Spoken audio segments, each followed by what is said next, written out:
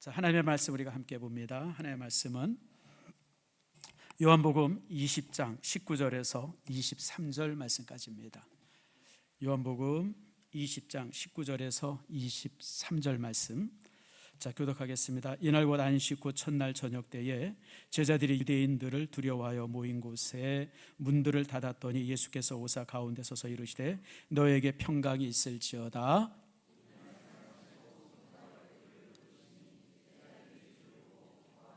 예수께서 또 이르시되 너희에게 평강이 있을지어다. 아버지께서 나를 보내신 것 같이 나도 너희를 보내노라.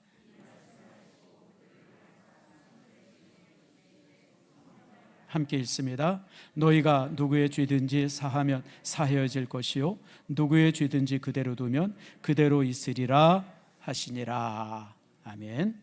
하나님 감사합니다. 우리 이용식 선교사님 탁함에서 이제 혼자 외롭게 사역하시는데 그래도 그곳에서 정말 지치지 않고 사역하게 하심을 감사합니다. 이제 사모님 돌아가시고 나서 혼자 힘들게 사역하는데 하나님 도와주시고 주님의 도움 속에서 또 사역이 아름답게 이루어져 갈 수 있도록 복을 내리워 주시옵소서. 평안케 하시고 주의 은혜 안에서 정말 아버지 하나님 날마다 좋은 소식만 오게 해 주시옵소서.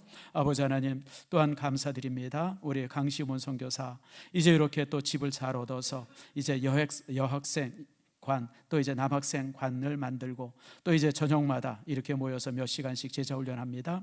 이 훈련을 통해서 정말 그곳에 목회자가 세워지게 하시고 하나님의 교회가 세워지게 하시고 하나님의 나라가 확장되어지는 놀라운 기적 나타내 주시옵소서. 라오스는 지금 이제 거의 아버지 하나님 정말 청정 지역입니다. 아버지 하나님 그곳에 정말 아버지의 복음이 아름답게 뿌리박게 하시고 그곳에서 하나님의 위대한 역사들 나타나게 해 주시옵소서.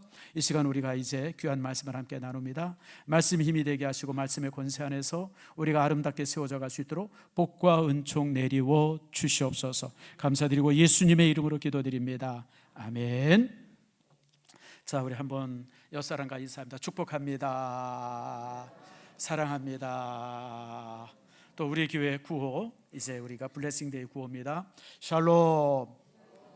다 잊어버렸어요. 다시 한번 힘있게 샬롬. 예, 샬롬 부흥이 여러분 성경에 가장 많이 나오는 단어가 은혜와 평강입니다. 하나님의 은혜가 함께하길 바랍니다. 하나님의 평강이 함께하길 바랍니다. 그래서 여러분 이 평강이 샬롬인데 샬롬은 우리가 인생 속에 이루어야 될 아름다운 여러분 목표임을 기억하시길 바랍니다.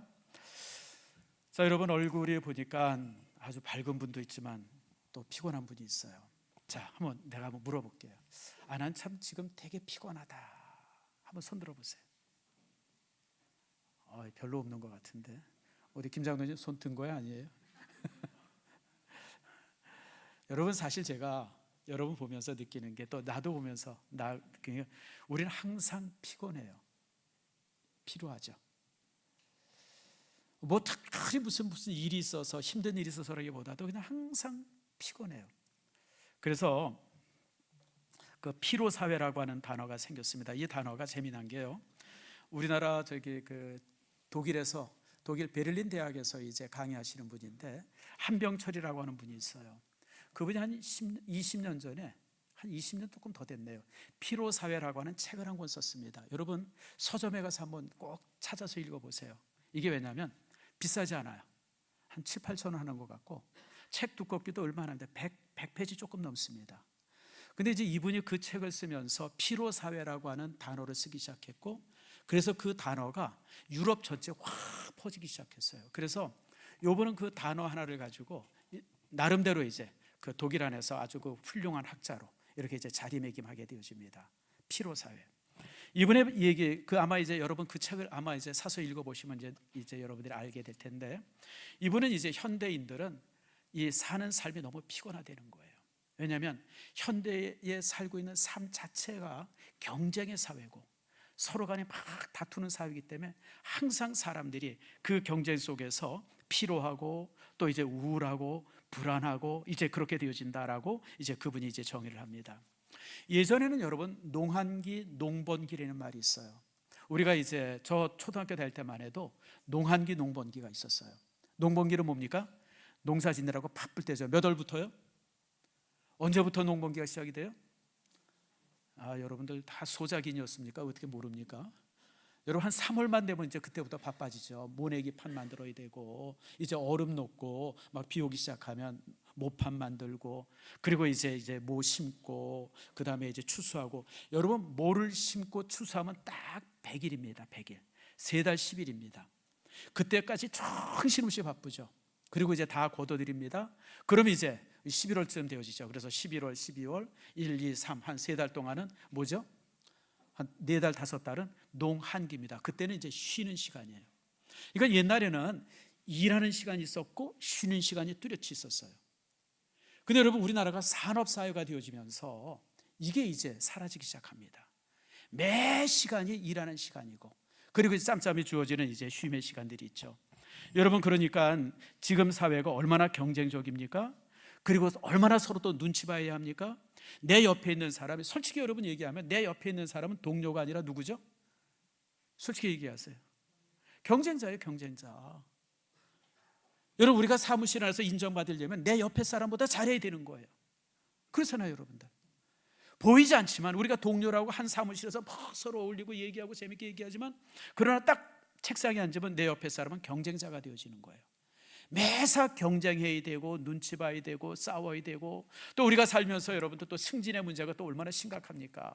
뭐 난도는 툭툭툭 올라가는데 자기는 막 승진해서 도태된다든지 안 된다든지 이러고 그럴 때 가져지는 갈등들, 뭐 이게 말도 못하죠. 그래서 바로 이제 이런 것 때문에 현대 사회는 피로 사회입니다.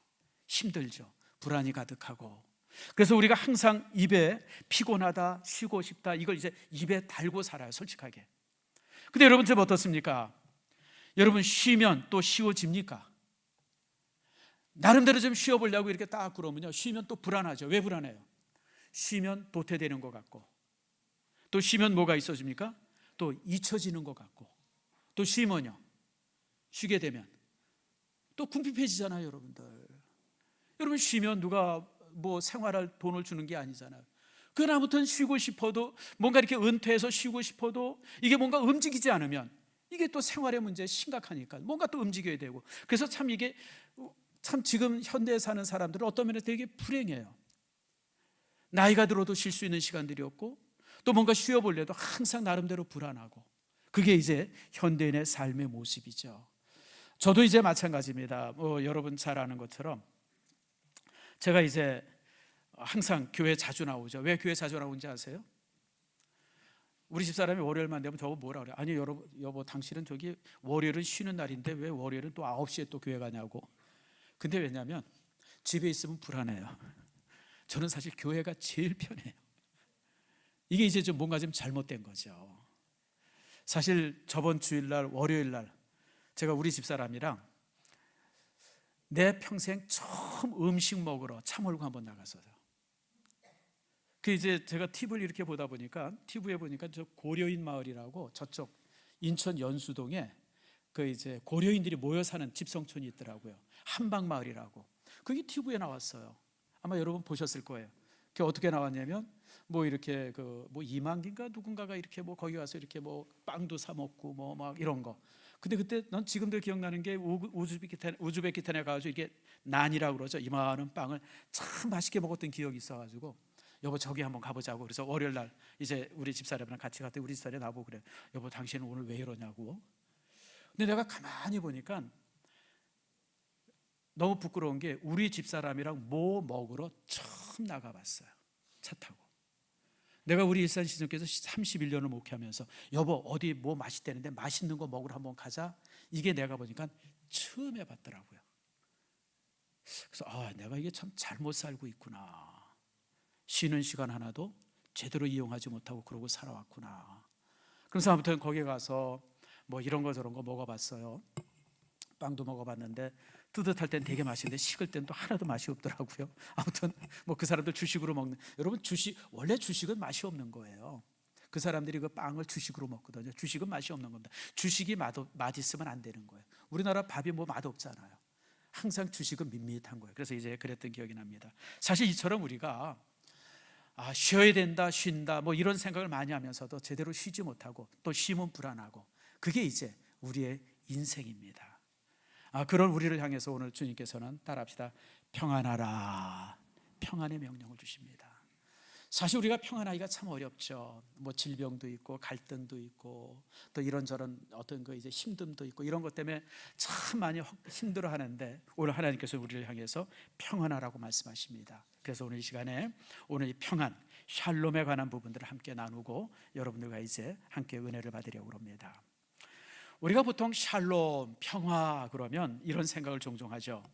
태풍이 막 불다가 조용해질 때, 아니면 뭐 전쟁이 막 나고 나서 전쟁이 끝나서도 평안함들, 뭐 격동적인 운동을 하다가 막 축구라든지 족구라든지 막 열심히 하다가 뭔가 이제 이렇게 편안하게 쉴 때, 그걸 이제 우리가 평안이라고 말합니다. 맞습니다. 그것도 평안입니다. 근데 성경에서 말씀하고 있는 평안은 이것과는 좀 더 깊은 뜻이 있습니다. 자, 이제 그래서 오늘 이 시간에 평안의 의미부터 여러분들과 함께 이제 나눠봅니다. 평안이라고 하는, 샬롬이라고 하는 단어가 제일 처음 나온 것이 창세기 1장입니다. 창세기 1장 2절 말씀에 보면 이렇게 말씀합니다. 따라 봅시다. 땅이 혼돈하고 공허하며 흑암이 깊음 위에 있고. 이게 하나님께서 창조하기 전에 우주의 모습입니다. 여기 땅 그랬는데 이 땅이라고 하는 것은 이런 흙을 말하는 게 아니라 원소들을 말합니다. 원소들이 혼돈이에요. 여러분, 원소라는 거 우리가 저기 물리 시간에 저기 고등학교 때 배웠죠. 여러분, 이 그 이제 주기율표 여러분 기억나십니까? 여러분, 주기율표 1번이 누구예요? 맨 이렇게 보면 왼쪽에 있는 주기율표 1번. 이거 알아맞히시는 분. 고등학교 때 공부 좀 생각을 뭘 해요. 헬륨이지. 그럼 2번이 뭐예요? 이쪽 끝에. 그것도 기억이 안 나요? 내가 보니까 이게 수능 시험 얼마큼 나왔는데 그건 수소잖아요. 여러분, 헬륨은 뭐예요? 양성자 하나에 전자 하나가 도는 게 헬륨이에요. 수소는 양성자 둘에 전자 두 개가 돌면 수소가 되어지죠. 3번은 뭐예요? 그건 나도 기억이 안 나요. 두 가지만 기억나는데. 근데 여러분, 땅이 혼돈했다고 하는 것은 바로 이걸 말합니다. 태초 전에는 이런 그 이제 이 양성자 하나에 수소 하나가 도는 이런 어떤 이런 개념이 아니라 이게 모든 것이 다 뒤죽박죽이 되어진 거예요. 그냥 막 이렇게 그냥 섞여버린 겁니다. 양성자, 전자 이런 부분들이 그냥 막 뒤죽박죽이 되어져서 이게 혼돈이에요. 모든 원소가 혼돈되어지고. 그래서 이걸 갖다 카오스라고 그러죠. 혼돈이라고. 그 다음에 이제 공허하다고 하는 것은 끝이 없다고 하는 거예요. 흑암이 깊음 위에 있고 너무 깜깜한데 빛이 전혀 없어서 흑암이 전혀 하나도 구별할 수 없는 찰흙 같은 어둠이, 그게 이제 이 하나님께서 창조하기 전에 태초의 모습입니다. 그 태초에 그것을 향해서 하나님께서 빛이 있으라라고 명령합니다. 그래서 제일 먼저 창조된 것이 빛, 에너지입니다. 과학자들이 이걸 증명했죠. 과학자들은 뭐라고 합니까? 그걸 갖다가 빅뱅 이론이라고 합니다. 그게 이제 여러분 그 이제 현대 과학자들에 의해 가지고 만들어진 이 창세 이론입니다. 지금부터 137억 년 전에 그 혼돈돼 있던 우주 안에 갑자기 빛이 탁 나타나면서 이제 이 우주의 질서가 만들어지기 시작합니다. 그래서 여러분들, 우주라고 하는 것을 한마디로 표현하면 그건 질서입니다. 여러분, 유명한 천문학자들이 많죠. 갈릴레이, 케플러, 그다음에 뭐 뉴턴, 그리고 지금 얼마나 훌륭한 그 이제 천문학자들이 수없이 많습니까? 그분들이 우주를 전체적으로 우주를 이렇게 저렇게 연구하면서 얻어진 마지막 결론 한마디가 있으면 그게 뭐냐면 질서입니다. 우주는 완벽한 질서 속에서 움직인다고 하는 겁니다. 그게 우주입니다. 하나님께서 이렇게 이 혼돈스럽고 막 뒤죽박죽 되어 있는 이 우주 안에 질서를 딱 만들고 나서 주님께서 탁 감탄하시면서 내뱉은 말이 있어요. 뭔지 아세요? 따라합시다. 좋았더라. 좋다는 거예요. 보기 좋았더라. 이게 샬롬입니다. 샬롬이라고 하는 것은 막 얽혀있고 그냥 뒤죽박죽 돼 있고 그냥 무너지고 깨지고 그냥 막 이랬던 부분들이 질서를 딱 찾으면 그게 바로 뭐예요? 샬롬이에요. 우리가 예배 전에는 그냥 여기가 막 시끄럽고 뒤죽박죽 되어지고 그냥 오는 사람 가는 사람 많잖아요. 들어가 예배를 시작합니다 그러고 딱 시작하면 딱 앉아있고 질서 정연하게 있잖아요. 이게 이제 샬롬입니다. 그래서 혼돈되고 깨지고 무너지고 부서지고 이런 모든 것들이 제자리를 찾을 때 우리는 그것을 가지고 샬롬이라고 말합니다. 성경이 그렇게 말합니다. 그래서 이제 인간이 살았던 에덴이 또한 샬롬의 상태죠. 하나님께서 에덴 동산을 만드시고 그곳에 이제 인간을 살게 하셨어요. 바로 이제 그곳이 질서와 균형들, 이런 것들이 아주 완벽하게 마련된 그런 장소가 에덴입니다. 자, 보십시오. 태초에 에덴을 한번 상상해 보세요. 하나님께서 이제 인간이 살 수 있는 놀라운 장소를 만드셨어요. 그게 지구입니다. 그리고 그 속에 이제 하나님께서 아담과 하와를 딱 세우셨어요. 근데 이 아담과 하와의 상태가 어떤 상태입니까? 완벽한 부부입니다. 하나님께서 하와를 만드셔서 아담에게 데려왔을 때 아담이 하와를 바라보고 뭐라고 감탄합니까? 따라합시다. 이는 내 뼈 중에 뼈요, 살 중에 살이라. 여러분 잘 기억하세요. 이는 내 원수 중에 원수고, 그게 아니라 뭐라고요? 뼈 중에 뼈고 살 중에 살이라. 이게 부부예요. 이게 부부. 그러니까 다시 말하면 에덴 동산에 있었던 그 부부는 완전한 부부였었어요. 그리고 하나님께서 아담을 데리고 가서 모든 동물의 이름을 짓게 합니다. 이름을 짓게 한다고 하는 것은 지배하라고 하는 뜻이에요. 지배하라.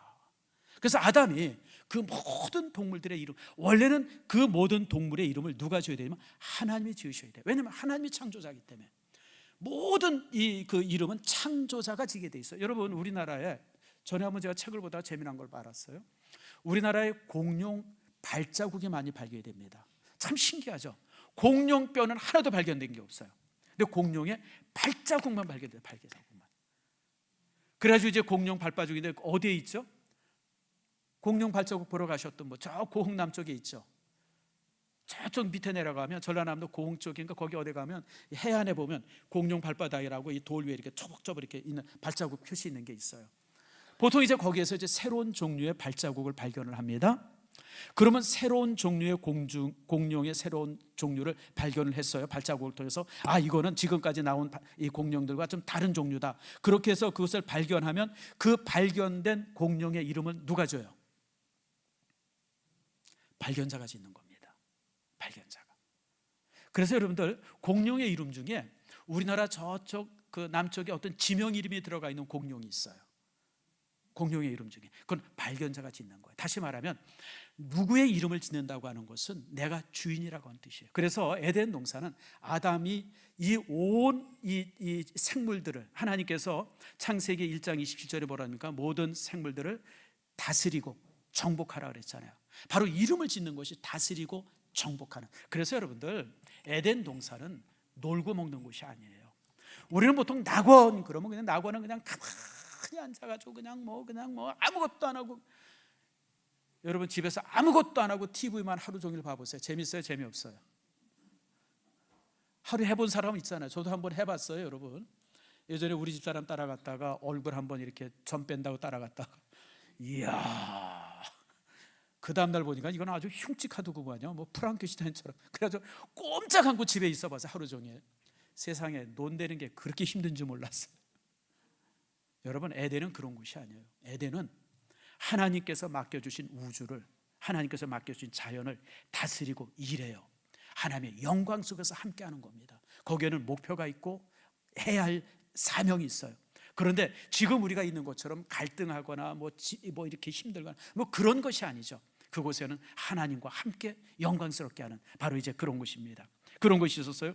그뿐 아니라 하나님과 인간은 아버지와 자녀처럼 자연스럽게 교제했어요. 서로 대화하고 얘기하고 그랬었어요.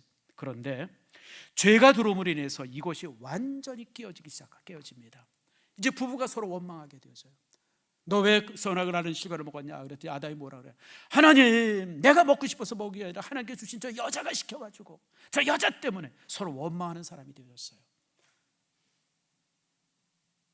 아내는 남편을 원망하고 남편은 아내를 원망하고, 지금의 모습들, 우리가 이런 모습을 얼마나 많이 봅니까? 이게 깨져서 그래요. 화평이, 그 평강이 깨어져서 샬롬이 깨어지니까 부부가 서로 원망하고 미워하고 질시하고, 여러분 그냥 막 그렇게 되어지는 거죠.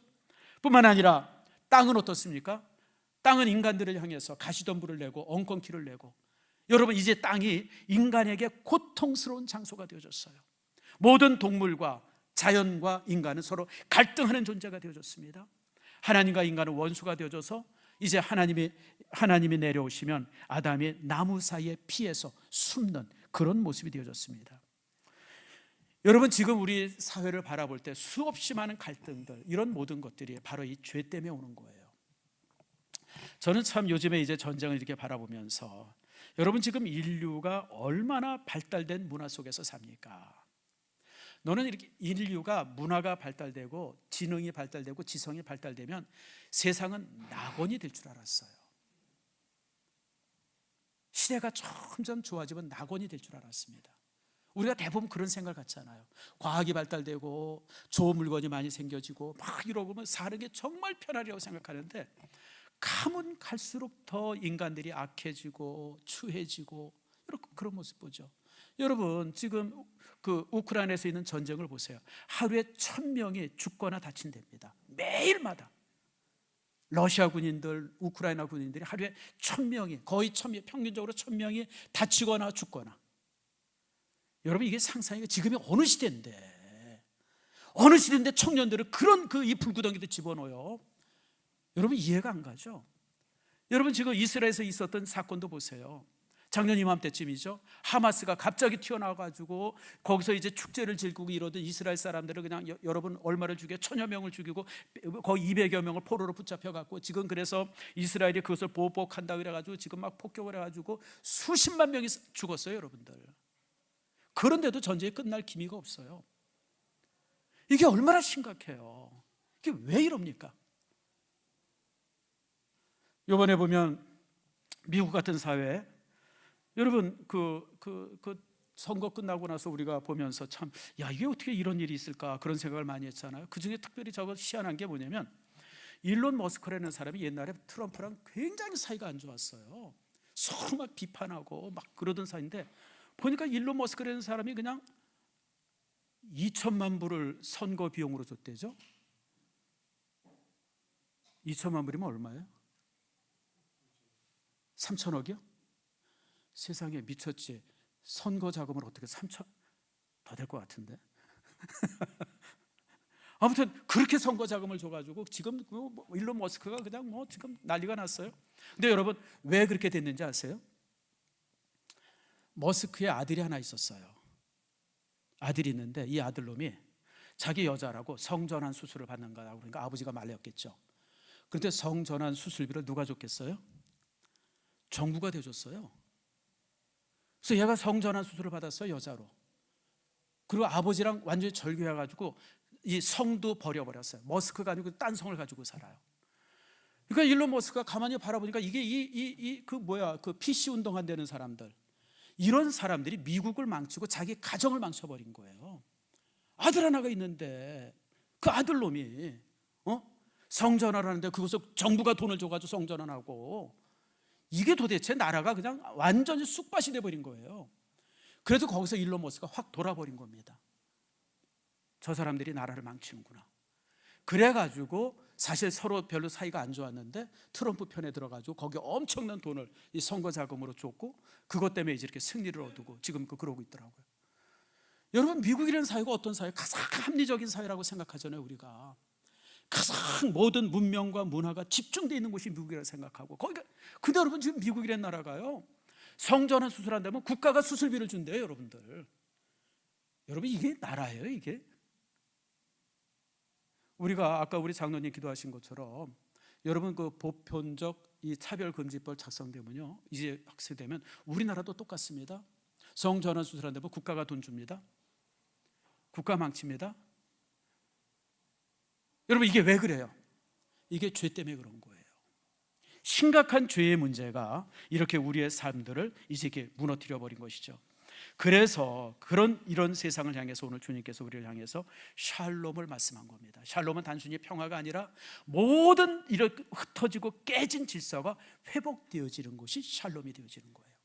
사랑하는 성도 여러분, 우리가 마찬가지예요. 우리 가정의 내면의 샬롬도 있지만 이런 샬롬도 함께 이루어져요. 그래서 우리가 보통 샬롬이 있으라라고 하는 주님의 명령 안에서 우리가 이루어야 될 샬롬은 4가지 부분입니다. 첫 번째가 하나님과의 샬롬입니다.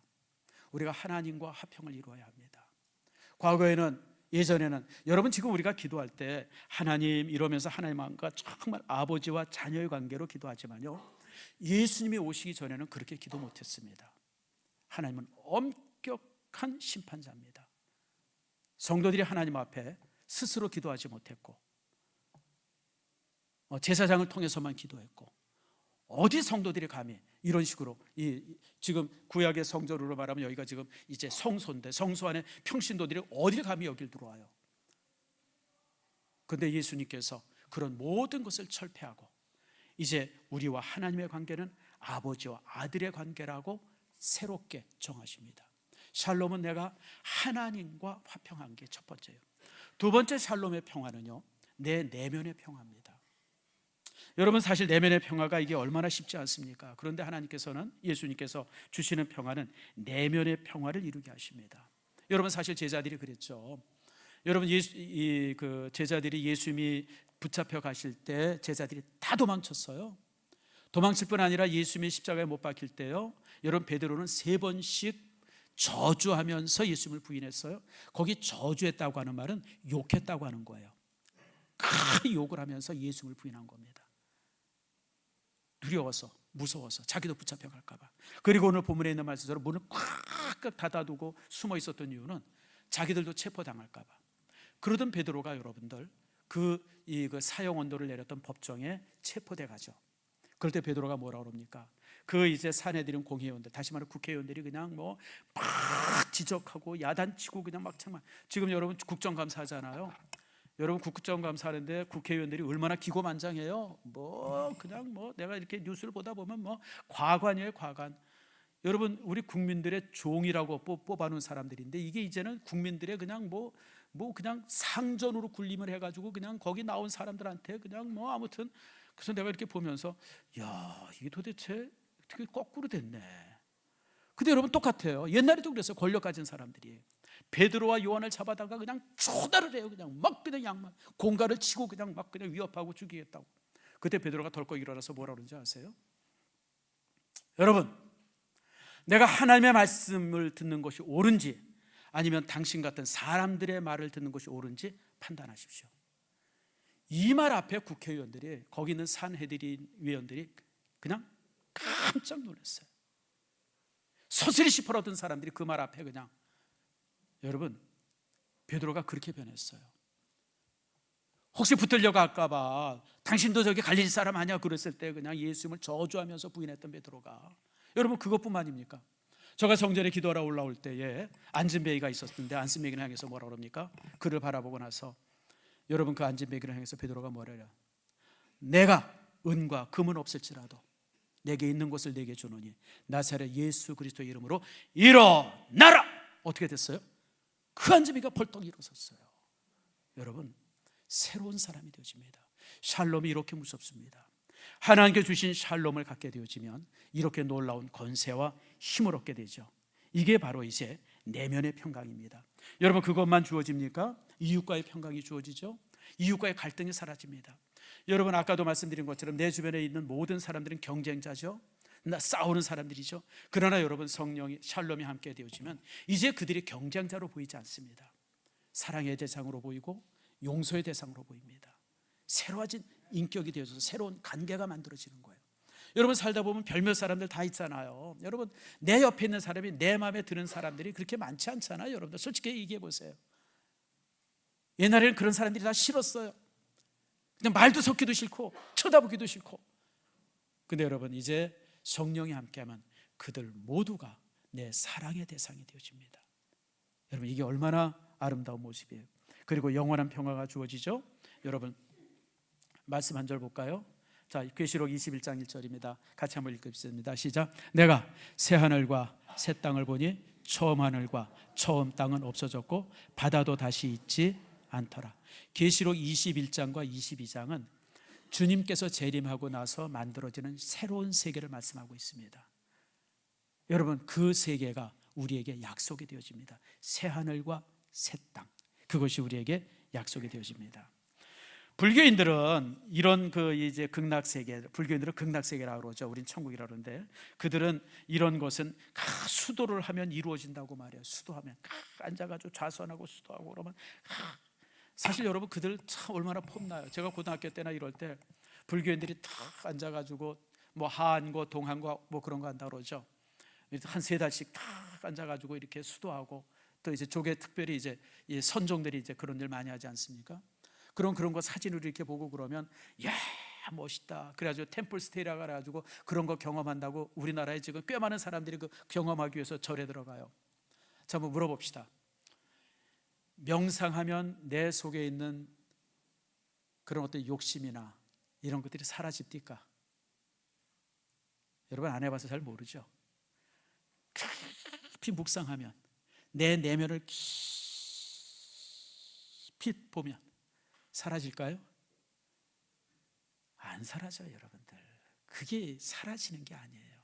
왜냐하면 그게 인생에 있어서 모든 인간의 본능이기 때문에 그래요. 우린 그것을 없애기를 위해서 무진장 애를 쓰지만 그게 애쓴다고 되는 게 아니에요. 여러분 유명한 얘기잖아요. 제가 10여 년 전에 있었던 일, 내가 자주 하는 얘기인데, 여러분 불교인들이 최고로 존경하던 사람이 하나 있어요. 그분이 성철이라는 분이에요. 이성철.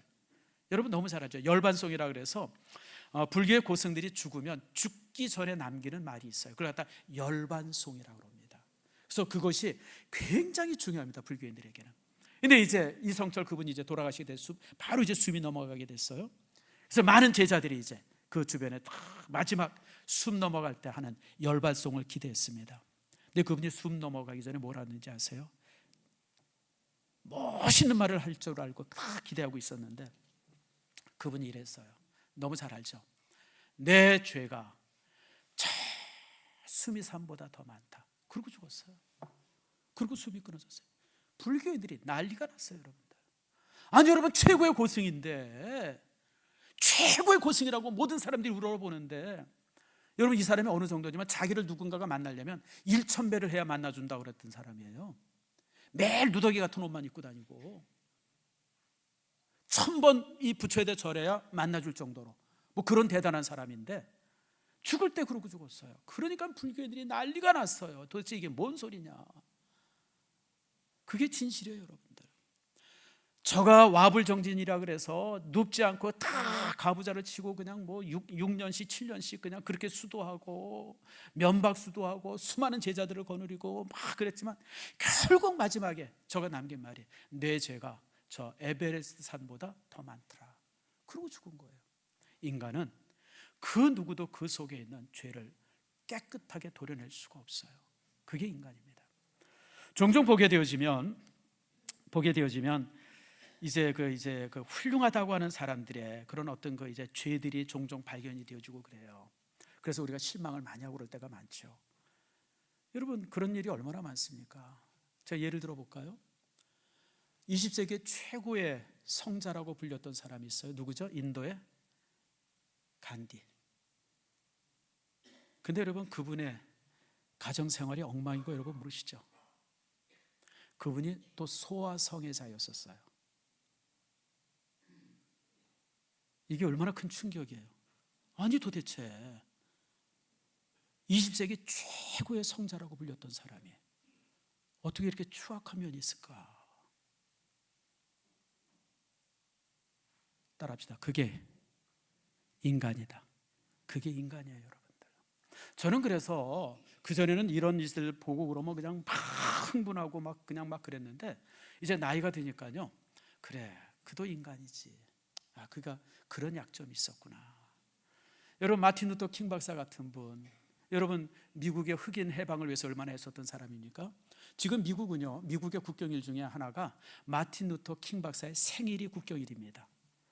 또 제가 개인적으로 사실 되게 존경합니다. 그래서 제 사무실에 보면 마틴 루터 킹 박사 사진 큰 게 하나 이렇게 거기 있어요. 그리고 그거는 제가 실제 마틴 루터 킹 박사가 목회하던 교회에 가서 사온 겁니다. 제가 근데 여러분 아세요? 마틴 루터 킹 박사를 제일 싫어했던 사람이 누구냐면 미국의 FBI를 만든 후버라고 하는 사람이에요. 그 사람이 한 30년을 넘게 FBI 그 국장을 했던 사람이죠. 그 사람이 마틴 루터 킹 박사를 아주 그냥 아주 그렇게 싫어했어요. 왜 싫어했냐면 그 마틴 루터 킹 박사가 막 그러고 다니까 이제 FBI에서 그 킹 박사에게 뒷조사를 쭉 했는데 이분이 여자 문제가 복잡해요. 이창훈 씨 한번 물어봅시다. 목사가 여자 문제 복잡하면 대화 안 돼요. 이분이 그런 거예요. 워싱턴 광장에서 했던 설교 내게 꿈이 있습니다라고 하는 광장의 설교가 얼마나 유명합니까? I have a dream 이러면서 했던 워싱턴.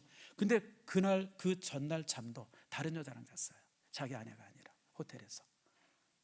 이걸 후보국장이 본 거예요.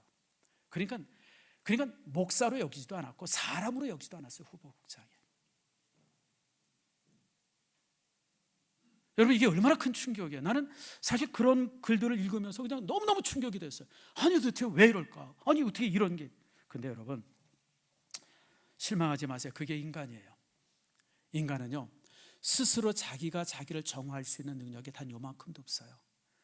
정화하는 척하고 아닌 척은 할 수 있죠. 벌써 한 7, 8년 됐네요. 참 제가 존경하던 분이 있어요. 진보 쪽에서 이렇게 하시는 분인데 참 이분은 생활이 깨끗하고 참 뭐든지 괜찮았어요. 그래서 참 이런 분들은 참 괜찮은 분이구나. 근데 여러분 잘 아시죠? 그분이 뭔가 발각이 됐어요. 누군가에서 5천만 원을 부정으로 돈을 받은 게. 그래가지고 이분이 그게 이제 신문에 실리고 막 이러니까 너무 부끄러워서 자살을 했어요. 참 안타깝죠. 나도 참 참. 근데 한번 생각해 봅시다. 안 걸렸을 때는 참 사람들 앞에 얼마나 그러고 살았어요. 발각이 되니까 그때부터 부끄럽고 창피하고. 여러분, 안 걸리면 죄 아닙니까? 솔직히 한번 물어봅시다. 걸려야 죄입니까? 아니죠. 여러분, 걸리든 안 걸리든 그 문제는 끊임없이 자기가 내면의 고통해야 될 문제인데 참. 근데 여러분, 이게 그분 문제예요? 우리도 마찬가지잖아요. 여러분은 좀 다릅니까? 내가 볼 때 우리도 비슷해요. 모양만 다르고 크기만 다를 뿐이지. 저도 솔직히 목사지만 종종 부끄러울 때가 많아요. 목사인 내가 이런 생각해도 되나? 이게 도대체 뭘까? 난 왜 이럴까? 여러분, 이런 갈등이 우리 모두에게 다 있는 거예요. 왜 그래요, 여러분들? 내 안에 죄가 사라지지 않기 때문에 그래요. 아무리 애쓰고 노력해도 그게 빠지지 않기 때문에 그렇습니다. 그래서 예수님께서 이렇게 말씀하십니다. 자, 22절 말씀 같이 한번 읽읍시다. 시작. 이 말씀을 하시고 그들을 향하여 숨을 내쉬며 이르시되 성령을 받으라. 따라합시다. 성령을 받으라. 여러분, 이것밖에 답이 없어요. 성령이 나와 함께 해야 합니다. 성령이 내 인생의 주인이 되어주셔야 돼요. 그거 외에는 우리가 이길 수 있는 방법이 없어요. 성령이 나를 지배하고 내 안에 주인 되어줄 때 우리 속에 있는 갈등을 우리가 이겨낼 수가 있고 우리 속에 있는 이런 죄를 우리가 벗어날 수가 있어요. 여러분, 성령이 내 안에 거하고 나를 지배하게 될 때 여러분 속에 정말 자신의 자아라고 하는 것을 멀리 번져버리고 내 안에 성령의 임재를 여러분이 이룰 때, 그분이 내 주인 되어주실 때, 그분이 내 양심과 모든 것을 주도할 때 여러분, 우리는 이 갈등에서부터 벗어날 수 있고 이 혼돈 속에서 진정한 샬롬을 소유할 수 있습니다. 사랑하는 성도 여러분, 성령의 임재는 우리를 새 사람 되게 합니다. 그래서 여러분들, 우리 믿음의 사람들이 가장 소망해야 될 것은 사업의 성공도 아니고 건강도 아니고 물질도 아니고 다른 게 아니에요. 여러분, 성령의 임재입니다. 성령이 내 안에 임재되어질 때 우리의 슬픔이 변해서 기쁨이 되게 하시고요, 차갑던 내 마음이 뜨거운 사람 되게 하십니다. 무식한 내게 있어서 지혜를 주시고요, 교만한 나를 겸손하게 만들옵니다. 두려움에 있던 나를 새롭게 만듭니다. 여러분, 비겁하게 도망가던 반역자를 천국의 사도로 삼아주신 것이 바로 이 성령의 임재입니다. 그래서 우리는 날마다 간구하고 기도 때마다 간구할 것은 성령이여 내게 임해 주시옵소서라고 하는 그 기도 제목입니다. 그거 외에는 답이 없기 때문에 그렇습니다. 사랑하는 성도 여러분, 말씀을 맺습니다.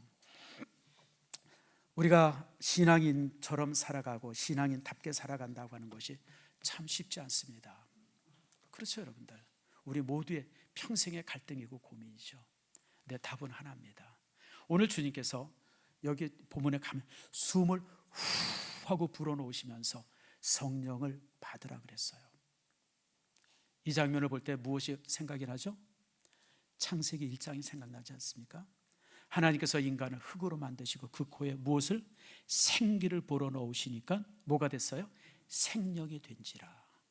하나님께서 흙으로 만든 인간에게 생기를, 이 호흡을 불어넣으니까 그때부터 인간은 동물이 아니라 뭐가 됐어요? 생명이 됐어요. 살아있는 영적 존재가 되어진 겁니다. 이제 우리가 타락한 사람들이에요. 죄로 인해서 이것저것 무너진 사람들이에요. 그런데 우리의 주님께서 우리에게 불어넣으십니다. 후 하고 불어넣으시는데 그게 바로 성령입니다. 성령은 예수 그리스도의 생기입니다. 그분이 우리에게 자신의 생기를 불어넣으심으로 인해서 우리가 하나님의 자녀가 되어지고 믿음의 사람이 되어지고 우리 안에 온전한 평강이 이루어집니다. 사랑하는 성도 여러분, 날마다 여러분의 기도가 성령이 오시옵소서라고 하는 기도가 되기를 축복합니다. 여러분, 그래야 돼요. 성령이 임할 때 우리 인격이 달라지고 성령이 임할 때 우리의 삶이 달라집니다. 제가 전주에 말씀드렸잖아요. 저도 젊었을 때는 굉장히 급하던 사람이에요. 그리고 굉장히 유약하던 사람이에요. 제 자신을 너무 잘 알죠. 근데 여러분, 나이가 들고 또 목회하면서 여기까지 오면서 참 제가 많이 변했어요. 이제 웬만한 거 가지고는 놀라지도 않고 흥분하지 않고 겁내지 않고, 왜냐하면 성령이 내 안에 자리 잡으면서부터, 그리고 모든 것들을 주께 맡기면서부터 새로워지고 변화되어진 겁니다. 뭐 아직도 완전하지 않죠. 여전히 부족하죠. 사도 바울이 갈등한 것처럼 로마서 7장에 보면 사도 바울이 얼마나 갈등합니까? 마찬가지로 우리가 그러죠. 그럼에도 불구하고 우리는 온전해질 것을 기대하면서 바라면서 날마다 한 발 한 발 다가갑니다. 누구와 함께? 성령과 함께 가는 겁니다. 여러분의 인생이 그렇게 만들어져 가는 축복이 있기를 축원합니다.